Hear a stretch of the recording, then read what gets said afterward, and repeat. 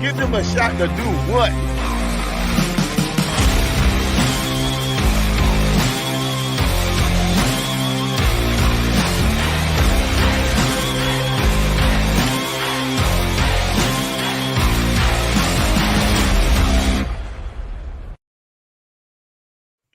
I titled this show Mike X2, like times two, because it is. Chicago's in town. And when I mean in town, they're in Queens. And, Mikey and I have been talking trash all week. And I figured what better day to have this sit down when it's the rubber game, right? So, of course.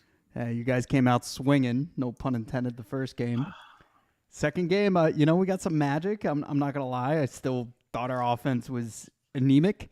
But, DJ Stewart proved why he should still be in the major leagues and, got us that dub. So tonight, is the W going to fly or the Mets going to get that dub?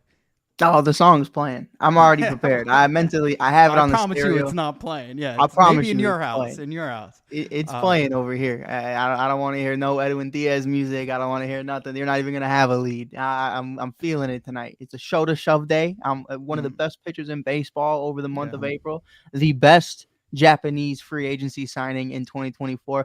Take that to the bank. We don't have any gambling conspiracies or anything over here with Shota and his interpreter. Nothing but love. Nothing but love in the friendly confines, Mike. But the funniest thing is you called that from the gate. You really did. And we're not even out of the gate. Like we're 30 plus games in the season, but it's looking like Mikey Hughes was right.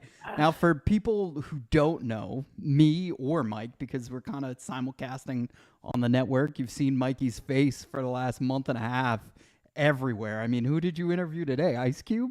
That was a year ago, but Dude, it came up on my memories. So I was like, and we were talking about Caitlin Clark back then. Right. Not to say that I gave Ice Cube the idea, but credit to me. But it's really cool to see the conversations about Caitlin Clark and the big three right now. So I thought, hey, I haven't talked to Cube in a couple months, but might as well just throw that in there to get his 2 cents and just just some good content for the day.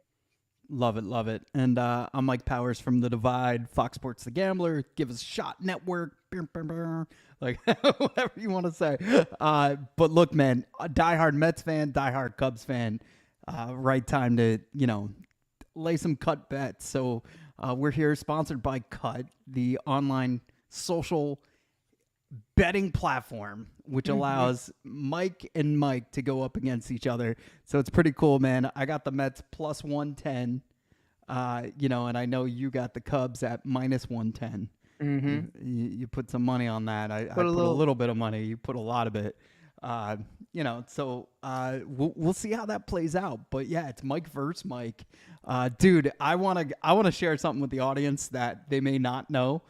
They absolutely don't know. I think only you and I know. But we tried to make this show maybe 2.5 to 3 years ago, right? Yeah. And we had a third guy involved. Oh, man. And one day we were about to launch it. It's a Sunday. And he texted us that he messaged us that he was attacked by a swarm of bees. And we've never heard from this kid Never heard again. from him again. To this day. So last night when I'm watching late night baseball, Arizona Diamondbacks are delayed because of a swarm of bees. I was like, oh my God, like this is what happened to our guy.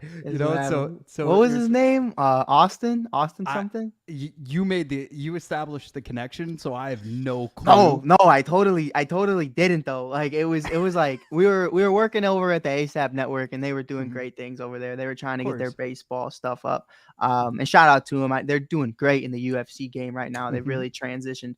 But they were trying to get into the baseball world, and so they put this guy together, and they hit me up about him. There, hey, we'd love to do a show. He's got his third guy that we kind of like, Mike Powers, and turned out that Mike turns into one of my best friends, and by far clears anything. No disrespect, anything this guy had going on. And it's just like, it's till this day I think about it. I'm like, I don't know, like, if that was a lie, and if it was a lie, why was that the lie? There were so many questions and not a lot of answers. And to this day, I wonder how Austin, if his name was Austin, is doing. Right. Like it was just so funny. We're just like, yo, he was attacked by bees. Like we don't know. Like, And then yo, I didn't hear from you, man. We didn't talk for, we would see each other here and there, like in the comments section, but we didn't really talk for like a year or so after that until we got reconnected, which I thought was like really cool. Yeah, we tried. Yeah, I mean, like you said in the comments, we were both fans of each other's work. When I started with Fox Sports, especially when I got my own show, I started leaning. I was like, yo, hop on in. So, look, man, like the Mets are surprisingly good. And I hate to say that at a game over 500, with about 30 games played, but I definitely thought, especially going down 0-5, like I definitely thought that this season was over. Yeah. When we announced the dance party, I thought it was over, but I have to give the Mets credit. And I know you watched the game last night. That hot dog event was insane. So over 40,000 glizzies were sold at the ballpark, right? There was a situation when somebody asked somebody to throw hot dogs at them. So if somebody asked you to throw a hot dog at them, you're going to do it. So they were throwing glizzies, but it wasn't to the magnitude that is Citizens Bank. And the reason why they can't have them anymore, or they're now buy one, get one free. But look, man, this was a huge win. They used Seymour Wiener, the veteran that they rolled out from game one, to market this. I thought it was great on the marketing side. It's great on the sponsorship side for Nathan's, and it's great for ticket sales. If they sold 40,000 glizzies, imagine how many seats they sold. Probably about 20. So, yeah. But look, man, I think it's a win-win. It kind of pokes fun at what the Mets did, especially with Seymour Wiener. That was just like the way I thought your season was about to go after that happened. I was like, it's exactly what the Chicago White Sox are experiencing right now. I was like, Mike, it just can't get any worse. And then the PR team, I'm just like, I'm feeling for them because I'm like, I don't even know how you recover from that. It was a rough first week for the Powers house, but I mean, I'm proud of you, bro. I mean, you're coming back into it. Not to transition to a whole different conversation, but I know you said they won't be getting a dime from you this season. You got the City Connects this year. They're looking a little fire. How do you feel about it? Are you getting one? No, I have to. I'm told they look way better in person. Right? I like them. And I like them better than the Phillies. The Phillies, they kind of look like the Philadelphia Union. Yeah. And like the lettering's bad on the back of the jerseys. So I've seen those in person. The hat's fire for the Phillies. It is. The Mets, I don't like their hat. I like the concrete look because that is New York concrete. Like that's dope.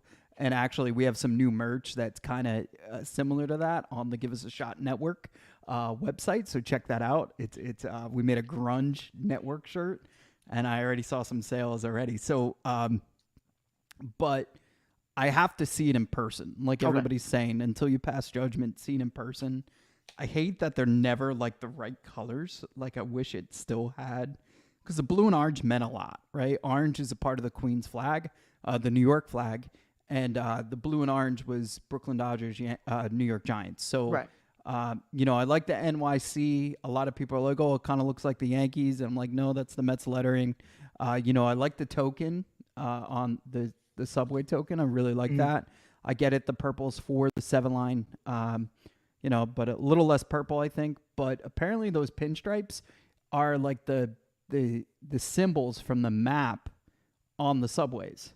Okay. So that's pretty dope. But I got to see it in person. Also, I'm colorblind, so I have no idea what I'm looking at. I mean, that's the biggest thing right there. Is that's everything. But it's. I was thinking about you the other day, man. I'm not gonna lie. There was these there's this baseball thing, and I watch it all the time. It's basically like helping mentor young players and young athletes, and they do this thing where so he'll have like 3 tiny rubber balls in his hand. That's the coach, and he'll underhand throw it to the hitter, and the hitter is supposed to, with his hand, go into a stride motion and grab whatever color ball that he says. And if you grab the wrong one, you lose. And I was like, damn, Mike couldn't play this game. I was like, I was like, oh man, this is that wouldn't work out. I don't know what I would do. Like maybe you'd number the ball, but then what if it's not the right angle? Like I was like, you could not play this game with someone who's colorblind. And I thought of you instantly.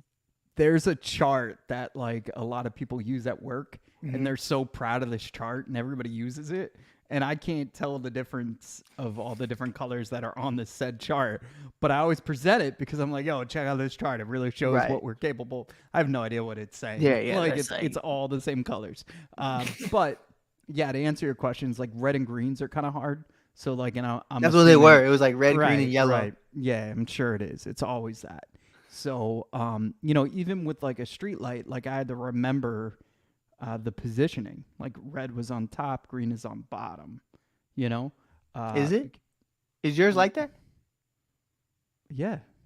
Mine is green's yellow, on top, green. red's on bottom. Oh, now I'm gonna be. I think you're telling me that. So when I come to visit, No, I swear to God. I mean, Am I wrong? Am I wrong about that? Like I feel like red's on top. No, like it could just be where you are. You know what I mean? Like, but like where we are, green's on top. We're gonna need a picture of that. I don't think so. I might. Are they sideways? Are they all on top? So it depends where you're at, but like normally they're just like big giant up top vertical. Am I wrong? Have I been wrong my whole life? Have I just been blowing stop signs?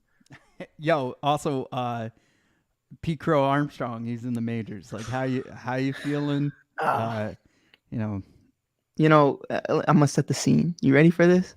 Right. April 25th, 2024. The Chicago Bears draft Caleb Williams on the same day Pete Crow Armstrong hits his first big league homer for his first big league hit. It will be a day cemented in time. I'm excited about it, man. I mean, listen, you know how I feel about Pete. There's no disrespect to who Pete is, the person or the player. He's a young kid. He's a super young kid. And I'm 23 years old, turning 24 in less than 25 days. So like, who am I? You know what I mean? But I also understand who you need to be at this level to be able to sustain success. Pete was an absolute monster. And a lot of people started calling him Billy Bean for that exact reason of you came out of high school, decided to skip college, and you came right into the show, drafted by the Mets because the Mets do what they do. And they just hate guys going to college. The Mets, baby. The Mets. But, Pete comes in and, defensively, he is who he is. He has this kinetic field energy to him. And if you ever played center field, kinetic field energy is basically the second the ball hits the bat, or the bat hits the ball, I should say, you know exactly where it's going. You can read the direction, you can read the trajectory and where you're supposed to be, how much length and how much strength you have to be able to make these throws and where you need to be at that exact time. Pete has all of that. Pete is a Gold Glover. I'd say right now in baseball, he is a top 5 defensive center fielder, period. And my only problem was you went, 1 for 18 in your first 18 big league hits. Now there's Jackson Hollidays. There's a bunch of guys who had very similar situations. So Pete right now, I'm eating crow. I said he needed more time in AAA this year. Right now, literally no pun intended. I'm eating crow because and the year right now, Pete Crow Armstrong, he's been great, man. I mean, he has been phenomenal. Batting, I believe 278. Yeah, there's 2 of them on there. So I wasn't sure which one was which. Right, it's tough, right? And that's what crossed me up with our other buddy, with Brennan. Yeah, because they have both on there, and they have the Iowa one over the over the major league one. So he's batting 278, 18 at bats, 1 home run, 4 RBIs, 0 stolen bases, which I'm looking forward to because I know you were big on him for that reason, especially. Yeah. I mean, he's electrifying. So it's just like you talked about, just like I talked about. As soon as he got that first big league hit, which was a dinger, game winner too, two run home run. But with that being said, just it seems like out the floodgates, he's been hitting. I mean, he's been great. I said he couldn't hit water if he fell off the Titanic. Now he's the Titanic hitting an iceberg. He's going crazy on impact. So I'm happy for him, man. I'm hoping tonight, before the series ends, he gets a little revenge. I would love a PCA dinger against the New York Mets just to stick it to him in New York. I think it'd be cool. Are you calling that? You calling that? Really? I mean, I called it the other night and I was wrong, but I'm calling it tonight because why not, right? It's the last night. I hate that. I hope that doesn't happen. But that's bro, that is so Mets. Could you just imagine it? Could you imagine? So I mean, Mets. It would remind me, in Germ, if you're clipping this right now, PCA hitting a dinger against the Mets tonight would remind me of, what was it? What was his name? Gilbert on the Tennessee Volunteers when he hits the grand slam and he gets the backflip. I mean, it's sexy, bro. I mean, it fits, and it's so PCA to be able to have that moment. So I would kill for it. As long as I don't see Adbert tonight, I think I'll be perfectly fine. Yo, and Pete's mom was an actress and she was in Little Big League, right? Yeah. Isn't that so crazy? Funny. It's So so great. crazy. I So found out crazy. both of his parents were actually actors. So like where the athleticism came from and where this like baseball phenom came from, I have no idea. Money.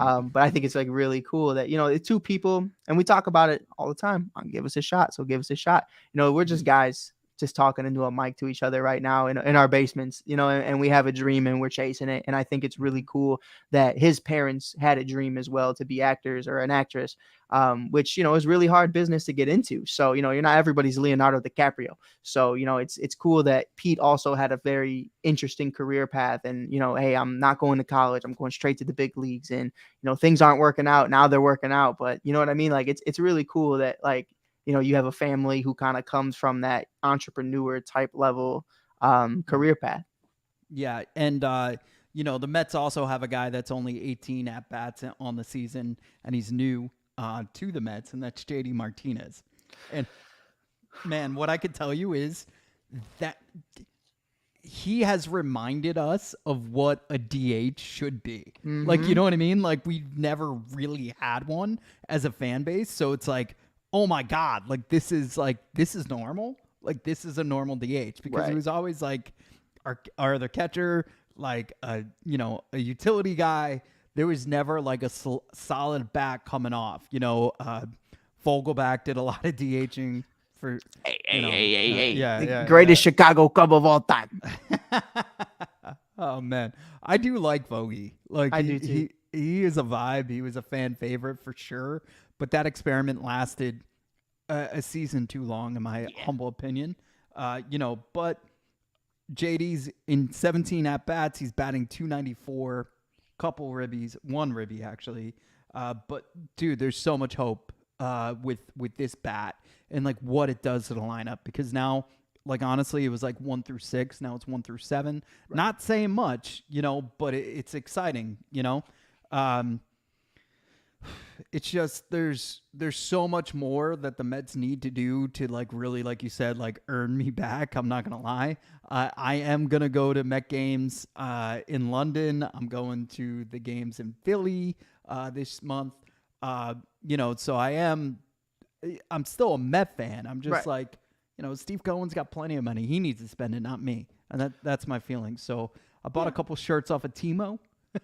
Okay, I see you, Mike. I see you making moves. Making moves. No, or you can get a sweatshirt. Met-sized jersey at Give Us a Shot too. You could check out our store. Yeah, we got. I have a laundry list of our merch. I'm very proud of all of it.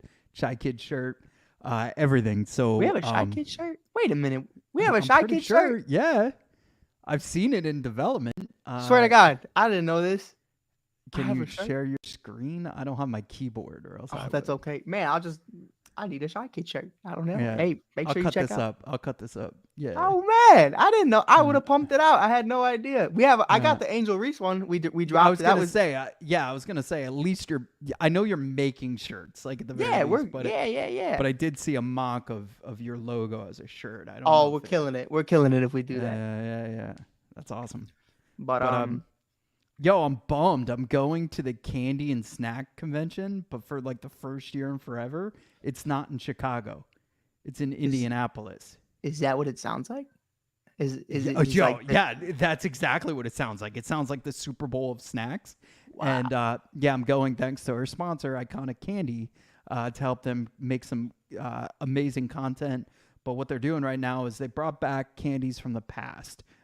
Things that you probably don't remember, but will definitely unlock a childhood memory. And now they're bringing back 90s candies. So like now it's my turn to have that nostalgia. So like I've seen it from the generation behind me with Bar None chocolate bars, cream savers, and stuff like that. Now I'm getting that same experience. Like there's things down the pipe that I can't talk about right now.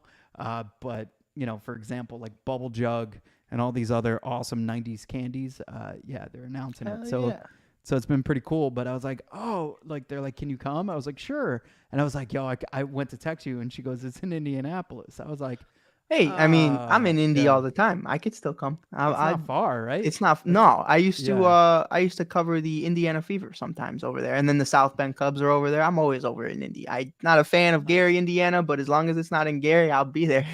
Yeah, no, it's wherever the Indy 500 is. So it's in that. Oh, that's like right in Indianapolis. Actually, it's like right outside, if Right. I'm not mistaken. Mike, if you need me there, I'll be there. Okay, cool. Awesome. All right. I want to know the game already started, obviously. We're Talk in to the me. top of the first.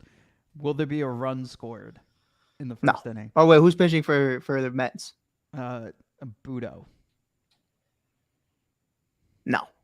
I'm gonna All right. say no. Good, because you already got one out. I'm gonna go yes, just for the whole cut of it. And just see. I think there's gonna be a run scored. The Mets have to get out early and often. Also, right now you got first and second with one out. That was not like that when I just looked at it. But you do know, especially in this That's too series, man. funny. There's been a couple games, especially we just left Boston, and let me tell you, Mike, we left Boston with I don't know how many guys left on base. I mean, we left at least 7 guys on base in that entire Yeah. series. And I know that doesn't sound like a lot, but it felt like a lot. And then even the other night against the Mets, we're leaving guys on base. Guys are on third, guys are in second, guys are in scoring position, and we just leave them. Dansby Swanson, who, Mike, can I ask you a question? Sure. Is something wrong with Dansby Swanson? Dude, I don't know. It's like one of those things you'll find out like a couple months down the road. Yeah. Right? Oh, he's battling this, He Yeah, had mono or something. Like they'll share it. But it's something's not right, man. I mean, this guy won a Gold Glove shortstop, best shortstop in all of baseball last year defensively. He had, if I'm not mistaken, less than 6 errors in 2023. And he's already over 5 on the year for the Cubs. So I'm trying to figure out defensively, especially when you have Nico Suave, at second base, and Nico Horner. He's doing his thing defensively. What's the issue right now? Is it Michael Busch at first base? From what I've seen thus far, Michael Busch has been pretty solid. But then again, last year we had Eric Hosmer, a guest of Mike Powers, and Trey Mancini. It wasn't much better. And it's just one of those things where it's like, and Eric's a monster. He just wasn't here that long. It was like once April hit, it was right. Yeah, those guys are out of there. Then it was Merv and Wisdom and so many other people. David, I appreciate you, brother. In the comments really quick, I just want to give a shout out because David's here for every single live on every single episode to give us a shot. He's always there. So I don't know. I think they're lingering injury or mentally just something's not right with Dansby right now. And I have never seen that from Dansby in his entire career, whether that's collegiate or not. So I'm curious to what it is. But I'm not a fan of it. I like that you recognize that it could be just the fact that the first baseman is not as good as he was. And I know you still tried to say he was, but yeah, that's a huge factor because like the cool part about being a first baseman is like you're not to blame if it's a bad throw. Right. But you also do not get the credit if you pick it out of the out of the ground. So like Anthony Rizzo, just like Javier Baez made some great plays. Don't get it twisted. El Mago is a wizard forever in Chicago. But Anthony Rizzo was out there doing the splits like it was nobody's business. Yeah, and I think he was the first guy I ever saw. No, he wasn't. Like Delgado was. That's a gem right there. The slap tag. That is my favorite play as a human being. But also, like, it's become so norm that, like, again, as a first baseman, it's not a big deal. But, you get pulled off the line towards the left and you just slap the runner coming down. And it's a great feeling, especially if that runner's known to run his mouth and you get to hit him. You get to... Like literally, it's like a backhand with a whale, like a first baseman's glove. It's like a whale fin, and it was so much fun to do. I would even do it in beer league softball, and sometimes I didn't need to do it. Yeah, no, I seen it like 2017. I think it was. It happened to Puig, Yasiel Puig. Yep. And I was just like, it wasn't against the Cubs, if I'm not mistaken. I think it was against the Reds or something. And I just was like, that felt good. That felt good to even watch that happen. Like that needed to happen. So I'm definitely with you. But like I want to also point out, because I don't want anybody, clipping this. And 2 months later, when he wins the Gold Glove, I'm wrong. Michael Busch is figuring it out. And I think, offensively, it's a Bush league for him. I mean, he is doing it. I mean, I was there for his first home run as a Cub against his old team in the Dyers. So like it was sick. And then he hits 5 consecutive home runs in each game. 1, 2, 3, 4, 5, Cinco de Mayo's coming up, and Michael Bush is here for it. I mean, he's been great offensively, batting over 290, hitting dingers all day. He's been phenomenal. But defensively, I've seen him make great plays. I've seen him make so-so plays, and I think at third base, you have a lot of questions with Christopher Morel. First base, you have a lot of questions about Michael Bush. And I think they're both kind of coming into each other. But again, like, it's Dansby Swanson we're talking about. You're very familiar with it as well. You're watching Trey Turner all the time in Philly. And then obviously you have Francisco Lindor. So these aren't guys that we're typically used to, just like Lindor struggling in the beginning of the season. Like, you're not typically used to seeing that stuff. So I don't know what's in the water for Dansby. Maybe that new podcast he started up is just taking too much time, but I don't know. I really don't, but I'm hoping, I always bet on Dansby, so I'm not too concerned. Yeah.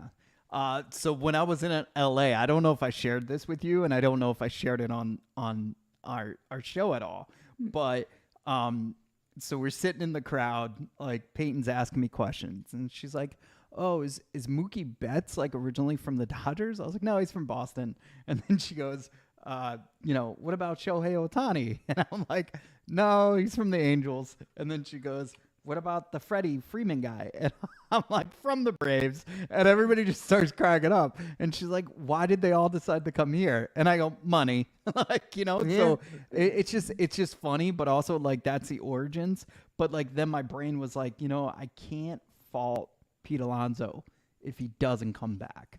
You know what I mean? Because I did not know this is where this conversation was going, but I'm here for it. So that's where my brain kind of went, was like these 3 guys were icons in their cities. Yeah. Like, there's no doubt about it. Like, don't get me wrong.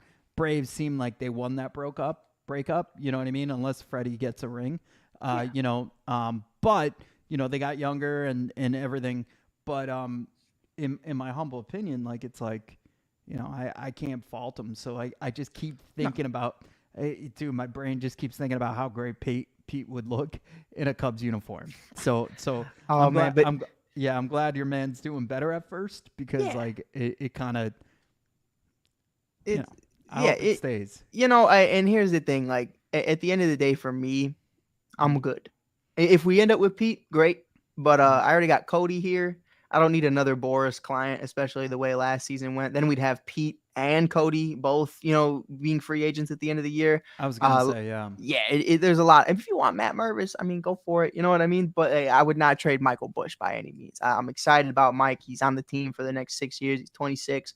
But, I love that point you made, especially because, like, Rizzo, Bryant, Baez, we don't, even if you watch Moneyball, the big guys, John, all these guys, like, you don't expect them to ever leave until they do. I'm sure Cleveland Guardian fans, even losing out, and on Francisco Lindor, that's not a guy you ever want to lose out on. So it is crazy to see these guys, go to different organizations and team up. Freddie is the only one that really gets a pass for me, just because of what we found out and what we know, that he didn't even know that the Braves offered him a contract, which, I mean, that's crazy. Like, to this day is like mind-boggling. Yeah. But Olsen, like, definitely, like, makes you forget about Freddie that quick. Yeah. So. If you're a fan, 100%. But like from Freddie's perspective, like seeing him cry was so emotional, and it's like to be able to have, because I wanted Olsen. I said it from day, like when Rizzo was gone, I said that is the guy. You do what you have to do to trade for Matt Olson, because it's the Oakland A's. They're giving away Matt Chapman and Matt Olson. The Matties, I mean, they're just gone, and it's like. To be able to get those guys, I mean, it's phenomenal. I even had them. I think I sent. This is when we started talking again. Is when I had my World Series prediction. I believe this was the first year that they weren't on the A's, and I said it's going to be a Matt versus Matt World Series. It'll be Blue Jays versus Braves, and the Braves ended up making it. And then this was a year after, I believe. And you have those conversations like, hey man, maybe Matt Chapman becomes a big name in Toronto, but we see how great it's been for the Atlanta Braves with Matt Olson. Like, Matt Chapman kind of fell off the face of the earth, to be honest.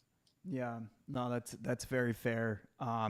Just so you know, I don't know if you're watching, the Cubs did not score in the top of the first. I told you. Even though they had 2 runs. And it's a show to shove day. So I got, listen, I went on cut. He's cooking, man. He's already.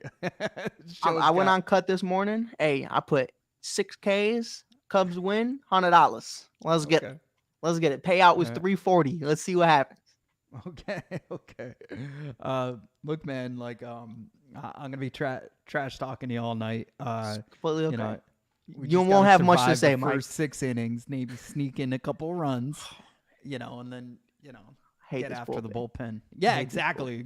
So I mean, if you really look at even yesterday's game, like you could see that's when it kind of came to life. Yeah, I mean, it has been if I can have 2 seconds just to like, man, like Adbert blowing over 5 saves this year so far in less than 10 chances to have a save is so unlike him. And I know, this is a guy, I'm friends with Adbert, and I've been friends with him since he was in the minor leagues. And, watching him go from quote unquote a failed starter when they used to have those t-shirts with Andrew Chafin, which I love from Obvious Tees, to turn into one of the best closers in baseball last year. It was great to see, but I didn't know if we could sustain that. When I texted you, when Craig Counsell didn't automatically announce him the everyday closer during spring training, I said, I have questions, and I don't know if Craig, maybe it's the velocity isn't there. He's not throwing 100. You know what I mean? Maybe it's something he saw that we didn't. Obviously, that's coming into terms now. Guys have a full year to kind of just dissect him and what he's going to bring. And maybe that's why first years are always, it's a honeymoon stage. It's always great to throw guys into new spots. But once you have a full year of film, it's a lot harder. And also, really quick, long list, but I'm going to name them: Cody Bellinger, Justin Steele, Seiya Suzuki, Julian Merriweather, Jordan Wicks. You're hurt. All of them. They're all hurt. And I just like, for us to be winning and in first place as of today, and the Cardinals are in last, bank it. To have that happen, and to still be winning at a decent level and be in first place, I can't act like, I can't cry over spoiled milk. Like the guys are hurt. It's okay. But, we're winning. And I think that's all that matters, really. But we need our boys back. Yeah, and look, and speaking of closers, no matter how good your closer is, he could have a bad day. And Monday, we witnessed that with Diaz. He gave up the two-run dinger to Chris Morale, and it's just he needed that. It was so like I'm like, all right, tie game. Diaz gets us through the ninth. It's technically advantage home team, right? Because you control your own destiny with the runner at second, and you got an extra at bat, so like you could still have this a walk off in the ninth. And then Diaz pops up the home run, and I was just like, with 2 outs, I think it was a 3-1 pitch, and it just, my God, dude. He needed it. Morel's been struggling for sure. I get that, but there was an open bag. Just throw some junk. I don't know.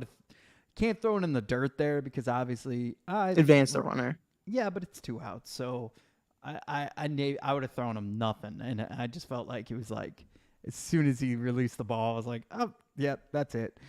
So look, man, it's fun. I like your team. I really do. And I root for like your team. Yeah. Likewise. I told you could like I said they'd be all right. There's a lot of similarities, right? I feel like you're where we could be in a couple years. Especially like when you rattle off all of our prospects that are in the Gilbert, system right Luis, or not Luis. Yeah. How do you say his name? Acuna's brother. Luis Angelo? Yeah, Angelo Acuna. Acuna? Because it has a Luis in front of it, and I didn't know how. No, you're right. Yeah. Okay. I did. But for me, like with your division, like the only other people that I'm worried about, like, is Cincy. Like, I get it. The Brewers, like, I feel like they always self-implode. But Cincinnati has definitely, like, a vibe. And I love their City Connects. I feel like they have one of the best City Connects. And they do. They do. I'm thinking, Mike, not to cut you off, but just because I want to speak it into existence, I've said it since the beginning of the year, and I'm looking pretty okay. I still think Pittsburgh's the biggest team that I'm worried about in our division. I understand what Cincy did last year. I understand how they've continued to get better even without Joey Votto, who, by the way, ever since Joey Votto signed with Toronto, I haven't seen a single Joey Votto highlight, so I don't even know how that's going. But since he's been great, and I got Ellie on my fantasy team, so life is great for Mike Hughes. We're 3-0 right now. Bob and the Whalers are 3-0, led by Bobby Witt Jr. But I look at what they were able to do, the Pittsburgh Pirates. You bring back O'Neal Cruz, who's striking out a lot right now, but I think he's going to figure it out. You have a bunch of young guns. Paul Skeens is dominating in AAA, and he can come up any day now. And then obviously they trade for Joey Bart. So I'm very concerned about Pittsburgh. I'm concerned about Cincy, like you said, St. Louis, trash. And then the Brewers. We got your manager. Christian Yelich is already banged up. Just call it quits. Call it quits. Yeah. You got your little prospect. That's cool. We got like 3 of them, so I'm not worried. Yeah, I feel like although they lost today, I feel like Pittsburgh could not wait to get out of April. They got swept by the Mets. Yeah. They go on like a 6-game losing streak, and then they finish it now with I believe a 4-game losing streak. They got swept by Oakland. So like if the Mets, I felt good that the Mets swept the Pirates. Hayes is my daughter's favorite player in the world. Really? Yeah, she said he was going to hit a home run. We're in Pittsburgh. And so I bet $100 on it, and it hit. And it was unbelievable. I'll never forget it. We were in like the playground area. They have a lot of cool stuff for kids. And she ran to the fence. She goes, "This is the one he's going to hit." And I'm like, yeah, sure. And boom, right out of the park. I could not believe it. I bought our Hayes jersey that day. Pirates have a soft spot. My dad used to work with the owners of the Pirates.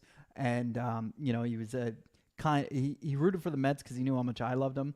But he was absolutely a Pittsburgh Pirates fan. So, so I don't mind. I let my daughter rock a Clemente, cool. A Hayes jersey, whatever she wants. So it was kind of cool to have that moment. But when the Mets swept, she's like, "You didn't even let them win one? Like, they could have won one." And I was like, "No, this is a big deal for us." But now that Oakland did it, I was like, is it that big of a deal, or the Pirates are just right now that bad? So. Yeah, I mean, there's a lot of questions about like who they're going to be, but I see it brewing. No pun intended, because I know the Brewers aren't brewing nothing. But that coffee's 2 years old, so it's time to revamp that. But I'm excited, man. And I think, the bigger thing you and I talked about, like Woodruff is here, but he's injured. Corbin Burns is gone. Yelich is injured. Like, and then whatever is happening in St. Louis. Like when I tell you, Mike, like you've had these same conversations with me about the Braves and the Phillies, but like I was concerned when Paul Goldschmidt and Nolan Arenado ended up on the St. Louis Cardinals. I was very concerned, especially because the Cubs were just entering somewhat of a rebuild or a retooling, I guess you could say. But it's just been the furthest thing from it. And I don't know if that continues. I think like right now, if I'm not mistaken, Paul Goldschmidt isn't even batting his weight. So like, that's crazy to me. And Nolan's Nolan, but like he's taking a drop off from the Silver Slugger, so it seems wide open for us, man. And even for the Mets, there's conversations about, what you guys could potentially wild card team, maybe with the extra playoff teams. I think it's going to be in the cards for good old Mikey Powers. Yeah, that's fair, man. No, I'm excited. I can't wait for this series to be over. See who has bragging rights for the next couple months. I got it on you. It's over. I don't know, man. I don't know. A shoulder shove day? Come on. Yeah. Come on. Come on. We're in the top of the second, no runs. Nobody on right now. So, dude, that's the real question mark with the Mets.